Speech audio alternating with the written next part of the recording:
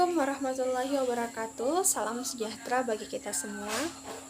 Pada kesempatan kali ini saya akan menjelaskan atau mempresentasikan mengenai mahasiswa, moderasi beragama, dan narasi kontra ekstremisme. Indonesia adalah negara yang kaya akan keberagaman,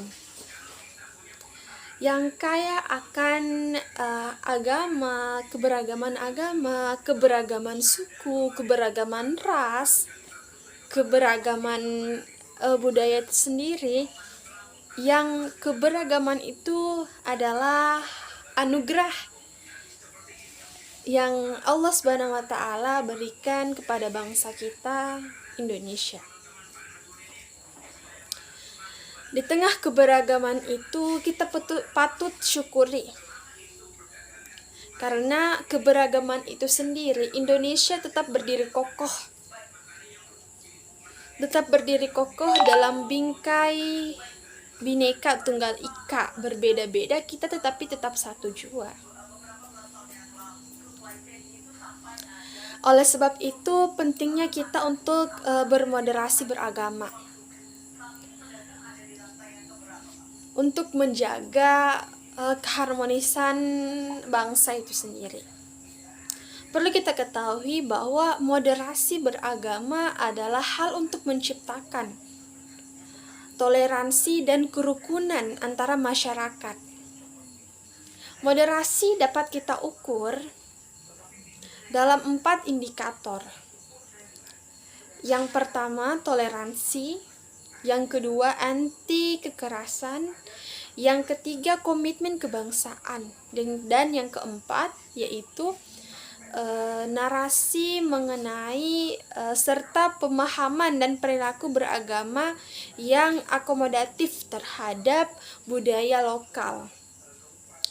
Di satu sisi lain pun, tokoh agama itu sangat penting. Mereka punya saya sebutnya itu sangat penting untuk menjaga komitmen suatu bangsa, suatu agama.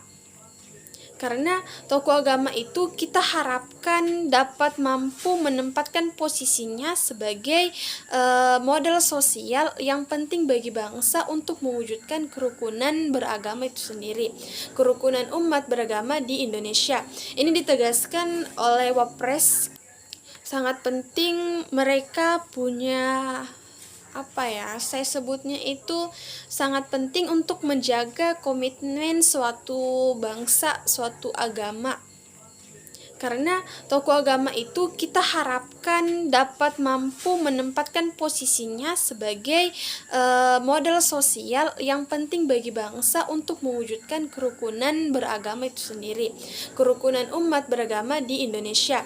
Ini ditegaskan oleh Wapres Kiai Haji Ma'ruf Amin. Oleh sebab itu, mahasiswa golongan intelektual adalah ujung tombak dalam hal bagaimana mensejahterakan bangsa. Oleh karena itu juga perlu kita ketahui bahwa tantangan Indonesia ke depannya salah satunya adalah kontra ekstremisme itu sendiri.